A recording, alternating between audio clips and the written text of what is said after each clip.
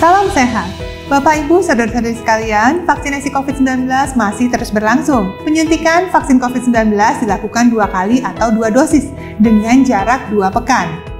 Tentunya Anda mungkin bertanya, apa sih yang terjadi setelah divaksin? Bagaimana efeknya? Dan yang paling sering ditanyakan, seberapa efektif sih vaksin COVID-19?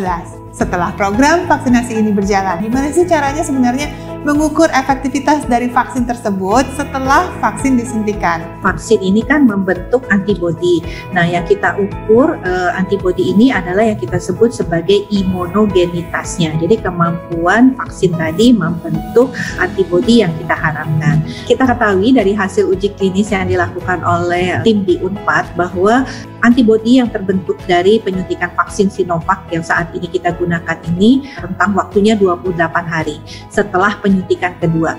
Karena kita tahu kan vaksin ini perlu 2 kali suntikan ya, penyuntikan pertama, kemudian 14 hari kemudian kita disuntik kembali dan kita menerima dosis kedua. Nah, setelah penyuntikan dosis kedua, 28 hari kemudian baru antibodi itu terbentuk secara optimal.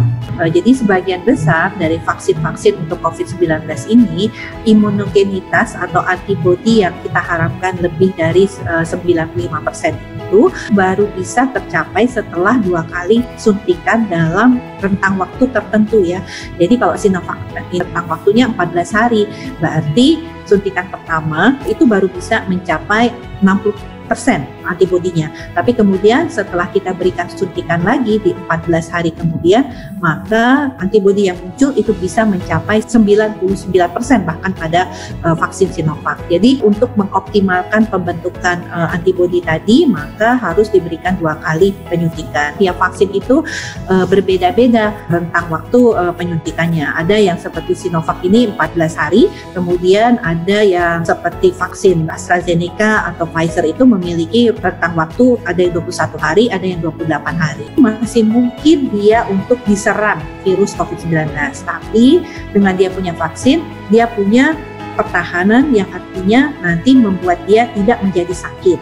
Kalaupun kemudian misalnya pada kondisi tersebut ya, karena virusnya lebih kuat atau kalau jumlah virusnya lebih banyak, jelas vaksin ini dari hasil juga uji klinis itu menyebutkan bahwa vaksin ini memberikan perlindungan untuk gejala COVID yang berat ataupun gejala COVID yang mematikan. Jadi kita bisa melihat proteksi yang betul-betul diberikan oleh vaksin ini adalah mencegah kita kalau sakit menjadi sakitnya bertambah parah. Sebelum kita dapat giliran vaksinnya harus tetap sehat dengan cara menerapkan 3M, 3T dan tentunya melakukan vaksinasi. Diharapkan dengan kita terus-menerus melakukan ketiganya secara bersamaan, maka COVID-19 dapat segera kita kendalikan. Nah, cukup jelaskan bahwa program vaksinasi COVID-19 ini harus kita dukung secara menyeluruh. Baik yang sudah divaksin maupun yang belum, harus tetap sama ya.